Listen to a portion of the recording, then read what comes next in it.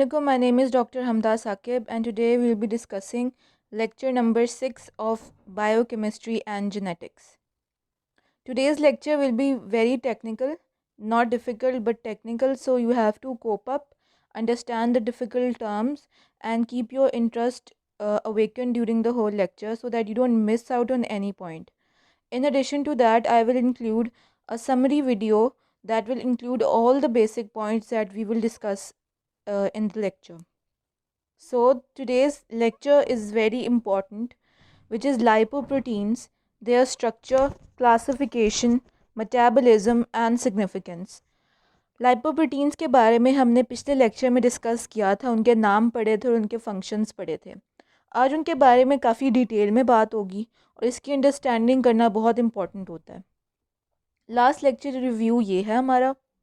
Today's lecture outline includes introduction to lipoproteins, the structure and classification of lipoproteins, the apolipoproteins, the degradation of TAG by lipoprotein lipase, the metabolism of VLDL, LDL, the receptors of LDL, function and metabolism of HDL, and disorders of lipoproteins. So, we'll start with the general structure of lipoproteins. Lipoproteins consist of a non-polar core and a single surface layer of amphipathic lipids. Amphipathic lipids वो lipids होते हैं जिनके पास एक polar group होता है और एक non-polar group होता है. तो एक lipoprotein के कोर में हमारे पास होता है non-polar lipid core, जिसमें होते हैं आपके ट्राइसाइलग्लिसरोल्स या TAGs या कोलेस्ट्रॉल के एस्टर्स.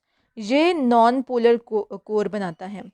जो आउटर लेयर होती है हमारे पास, जिसको कहते हैं आप पोलर जिसे कहते हैं, तो वो जो सा है surrounded by a single layer of amphipathic phospholipids and cholesterol molecules.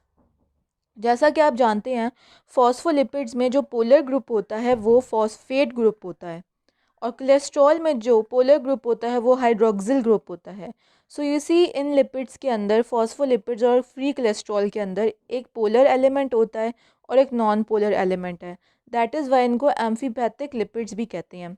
These are oriented so that their polar groups, that is phosphate group in the case of phospholipids and hydroxyl group in the case of cholesterol, face outward to the aqueous medium, क्योंकि obviously aqueous medium के साथ polar groups interact करेंगे और अंदर वाली side के ऊपर आपके नॉन पोलर ग्रुप्स इंटरैक्ट करते हैं with the non polar core.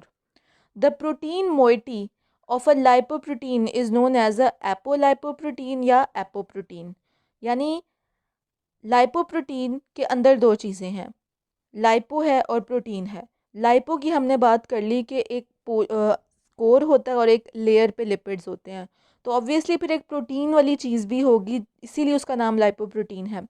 तो जो प्रोटीन मोइटी या प्रोटीन एलिमेंट होता है लाइपोप्रोटीन का, उसको एपोलाइपोप्रोटीन भी कहते हैं या उसको एपोप्रोटीन भी कहते हैं. ये सिनोनिम्स हैं, ये एक ही चीज़ के दो नाम हैं. तो जनरल स्ट्रक्चर अगर आप गौर से देखें तो कोर में या दरमियान में आपको कोलेस्ट्रॉल और ट्राइग्लिसराइड्स नज़र आ रहे हैं और आउटर वाली साइड पे आपको फॉस्फोलिपिड्स और कोलेस्ट्रॉल भी पाए जाते हैं.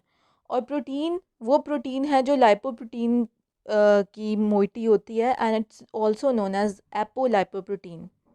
सम apolipoproteins are integral and can not be removed, where others can be freely transferred to other lipoproteins. So it depends on the type of lipoprotein it is. It can be an integral part of the lipoprotein as such or it can be removable. The classification of lipoproteins. There are various types of lipoproteins.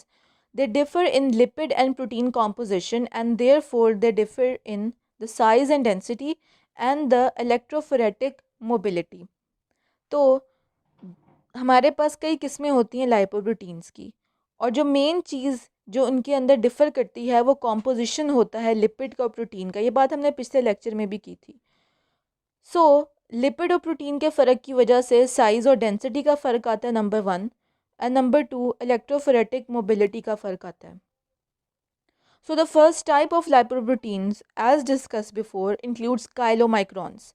They are derived from intestinal absorption of triacylglycerol and other lipids. Density is generally less than 0.5 nanometer, while the mean diameter lies between 100 to 500 nanometer. Sorry, density doesn't have the unit, it's only 0.95, whereas the diameter lies between 100 to 500 nanometer. सो काइलोमाइक्रॉन्स की density सबसे कम होती है और diameter सबसे ज़्यादा होता है.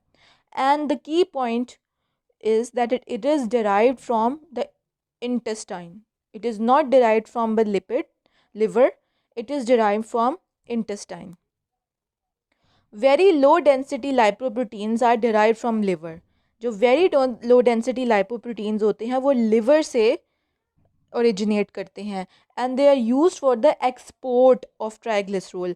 तो मतलब ये लिवर से आपके ट्राइसाइग्लिसरॉल लेके जाएंगे और पेरिफेरल टिश्यूज़ तक पहुंचाएंगे. एक्सपोर्ट से मुराद वो चीज़ें होती हैं जो कि आप किसी और को देते हो. कहते हैं आप हम पाकिस्तान का एक सबसे बड़ी एक्सपोर्ट क्या है, कॉटन, टेक्सटाइल, वीट. तो पाकिस्तान ये चीज़ें बाहर भेजता है.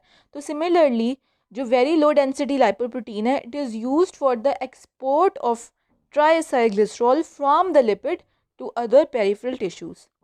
Then comes the intermediate density lipoproteins.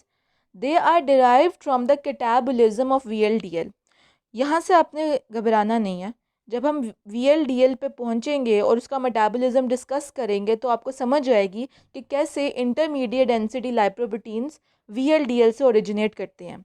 तो अभी के लिए बस इस लाइन को रिमेंबर रखें कि जो इंटरमीडिएट डेंसिटी लाइपोप्रोटीन्स हैं वो वेरी लो डेंसिटी लाइपोप्रोटीन से ओरिजिनेट करते हैं. And they have a density ranging intermediate between very low density and low density lipoprotein. तो जो intermediate density lipoproteins है तो उनके नाम में ही मौजूद है कि इनकी जो density है वो intermediate है between low density lipoproteins and very low density lipoproteins. तो उनके दरमियान वाली density है इनकी. So low density lipoproteins represent a final stage in the catabolism of VLDL. Again, you should not get worried कि पहले मैडम ने कहा कि आइडियल बनता है VLDL से, अब LDL भी बनता है. जब हम ये बात करेंगे मेटाबॉलिज्म ऑफ VLDL की पूरी डायग्राम होगी और मैं समरी में नोट्स भी दिखाऊंगी आपको अपने, उसमें आपको बेहतर समझ आएगी. तो वक्ती तौर पे याद रखें कि VLDL very low density lipoproteins के मेटाबॉलिज्म से आइडियल भी बनता है और LDL भी बनता है. Then we will talk about high density lipoproteins. High density lipoproteins और HDL are involved in cholesterol transport and also in VLDL and chylomicron metabolism. So we will discuss this now. अब types and compositions of lipoproteins में आप देख लें कि जो काइलोमाइक्रॉन्स हैं उनमें सबसे ज़्यादा ट्राइसाइग्लिसरॉल है. ये हमने पिछले लेक्चर में बात की थी कि जो आपकी डेंसिटी है वो आपके प्रोटीन एलिमेंट पे डिपेंड करती है. तो जितना ज़्यादा आपका प्रोटीन होगा उतनी डेंसिटी ज़्यादा होगी और इतना साइज़ छोटा है. तो काइलोमाइक्रॉन्स का साइज़ सबसे बड़ा है, उनकी डेंसिटी सबसे कम है और उनके अंदर लिपिड एलिमेंट स्पेसिफिकली ट्राइसाइग्लिसरॉल काइलोमाइक्रॉन्स में सबसे ज़्यादा होते हैं. वेरी लो डेंसिटी जो लाइपोप्रोटीन्स हैं उनके अंदर भी ट्राइसाइग्लिसरॉल का एलिमेंट ज़्यादा होता है, लेकिन कंपेयर टू काइलोमाइक्रॉन्स वो कम होता है. And in addition to triacylglycerol very low density lipoproteins में कोलेस्ट्रॉल भी होता है. लो डेंसिटी लाइपोप्रोटीन्स में हमारे पास कोलेस्ट्रॉल का एलिमेंट ज़्यादा होता है बिकॉज LDL का बेसिकली ये काम होता है कि उसने कोलेस्ट्रॉल लिवर से लेना होता है और पेरिफेरल टिश्यूज़ तक पहुंचाना होता है. तो ऑब्वियसली फिर LDL में कोलेस्ट्रॉल का एलिमेंट ज़्यादा होगा जो ऑरेंज शेड में आपको नज़र आ रहा है. साथ ही आपको कलर पैलेट भी शो की कि कौन सा कलर किस चीज़ को रिप्रेजेंट कर रहा है, तो उस साइड को गौर से देखें. उसके बाद हम बात करते हैं हाई डेंसिटी लाइपोप्रोटीन्स की. तो हाई डेंसिटी है तो मतलब क्या है, प्रोटीन का एलिमेंट सबसे ज़्यादा है तो उनके अंदर 40% प्रोटीन्स होती हैं और उनका साइज़ भी छोटा होता है. द क्लासिफिकेशन ऑफ लाइपोप्रोटीन्स में अब इलेक्ट्रोफोरेटिक मोबिलिटीज़ की बात करते हैं. तो पहले हमने ये बात की कि साइज़ और डेंसिटी पे हम फ़र्क करते हैं. तो साइज़ और डेंसिटी की वजह से ही हमने इनको इस तरह के नाम दिए कि एक वेरी लो डेंसिटी है डेंसिटी की वजह से क्योंकि डेंसिटी कम है, फिर एक इंटरमीडिएट डेंसिटी लाइपोप्रोटीन है, फिर एक हाई डेंसिटी लाइपोप्रोटीन है. तो हमने डेंसिटीज़ के ऊपर उनको वेरी कर दिया. फिर हमने उसको वेरी कर दिया कि किस में कितना लिपिड और किस में कितना प्रोटीन है, और अब हम इस बात पे वेरी करेंगे कि उनकी इलेक्ट्रोफोरेटिक मोबिलिटीज़ कैसी हैं। लाइपोप्रोटीन्स में be separated according to the electrophoretic properties into alpha, pre beta, beta and broad beta lipoproteins. So how you gonna remember this? यहाँ पे की पॉइंट आ गया। The mobility of lipoprotein is mainly dependent on the protein content. Very, very, very important MCQ, short question, or even a concept as such. So those with a higher protein content will move faster towards the anode, and those with the minimum protein content will have a minimum mobility. तो इसमें यही बात याद रखें, एक funny example, कि इंसान जितना मोटा होता है उसके लिए उतना ही रेसिंग लाइन को क्रॉस करना मुश्किल है। सो दैट इज़ वाई काइलोमाइक्रॉन्स में चूँकि सबसे ज़्यादा फ़ैट है, ट्राइसाइग्लिसरॉल का एलिमेंट सबसे ज़्यादा है, इसीलिए वो ज़्यादा आगे भाग भी नहीं सकता। लेकिन चूँकि HDL में सबसे कम लिपिड्स हैं और सबसे ज़्यादा प्रोटीन है, तो वो मस्कुलर टाइप समझ लें उसको लाइपोप्रोटीन, और वो बहुत जल्दी एनोड तक पहुंच जाता है। So I hope this example will make you remember this thing. So you see, chylomicrons are not able to move to anode. LDL किसी हद तक पहुंच जाते हैं, उनको बीटा लाइपोप्रोटीन भी कहते हैं। VLDL प्री बीटा लाइपोप्रोटीन हैं, ये LDL से भी थोड़ा सा आगे हैं, मतलब ये लोग एक ही लेवल के ऊपर आगे है, आगे पीछे मौजूद हैं। लेकिन चूंकि HDL में सबसे ज़्यादा प्रोटीन है, तो इसीलिए वो विनर है, वो जल्दी एनोड तक पहुंच गया है। अब हम बात करते हैं बहुत बहुत इम्पॉर्टेंट एपोलाइपोप्रोटीन्स की। एपोलाइपोप्रोटीन्स प्रोटीन मोइटी जो होती है लाइपोप्रोटीन की, या प्रोटीन एलिमेंट जो होता है लाइपोप्रोटीन का, उसी को एपोलाइपोप्रोटीन कहते हैं। So the apolipoproteins associated with the lipoprotein particles have a number of diverse functions.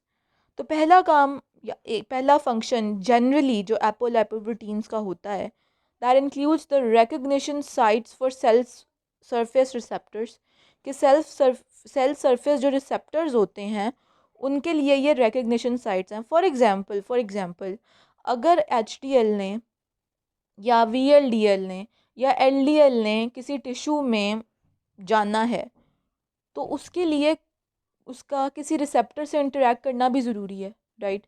और रिसेप्टर से इंटरेक्ट करने के लिए कोई लाइगेंड होना ज़रूरी है। तो लाइगेंड जो लाइपोप्रोटीन का होता है किसी भी रिसेप्टर के लिए, वो एपोलाइपोप्रोटीन होता है। So I hope that's understandable. And they are activators for enzymes involve in lipoprotein metabolism. तो एक ये लाइगेंड के तौर पे एक्ट करेंगे, और दूसरा ये कोएंजाइम्स के तौर पे भी एक्ट करते हैं लाइपोप्रोटीन की मेटाबॉलिज्म के अंदर। अब हम जब डायग्राम्स देखेंगे तब आपको बेहतर समझ आएगी कि कौन सी एपोलाइपोप्रोटीन ने क्या काम करना और किस तरह ये एंजाइम्स को एक्टिवेट करते हैं। So the classes of lipoproteins, basically ये क्लासेस ऑफ एपोलाइपोप्रोटीन्स की बात हो रही है, लाइपोप्रोटीन्स नहीं, एपोलाइपोप्रोटीन्स की। So the classes of apolipoproteins are divided by structure and function into 5 major classes, A through E, मतलब ABCDE 5 क्लासेस होती हैं एपोलाइपोप्रोटीन्स की, और इनकी भी आगे से सब क्लासेस होती हैं। फॉर एग्जांपल एपोलाइपोप्रोटीन एक A1 होती है, और एक एपोलाइपोप्रोटीन C2 भी होती है। तो एक तो 5 क्लासेस ऑलरेडी हैं, और उसके अलावा सब क्लासेस भी बनाई गई हैं for their specific functions. They are enzyme cofactors.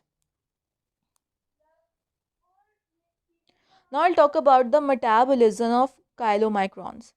The particle released by an intestinal mucosal cell is called a nascent या newly born chylomicron because it is functionally incomplete.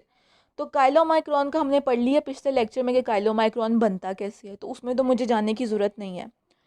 यहाँ से शुरू करते हैं कि जब काइलोमाइक्रॉन इंटेस्टिन ने बना दिया, तो अब वो नेसेंट काइलोमाइक्रॉन कहते हैं, उसको न्यूली बॉर्न कहते हैं, क्योंकि अभी तक वो फंक्शनली कंप्लीट नहीं है। वो फंक्शनली कंप्लीट कब होगा? तब होगा जब वो प्लाज्मा में पहुंचेगा। Plasma is a component of blood, तो मतलब जब नेसेंट काइलोमाइक्रॉन ब्लड में आया तो उसमें एपोलाइपोप्रोटीन ई और सी शामिल हो गए। जब ये दोनों शामिल हुए तो फिर वो प्रॉपर कंप्लीट काइलोमाइक्रॉन बन गया।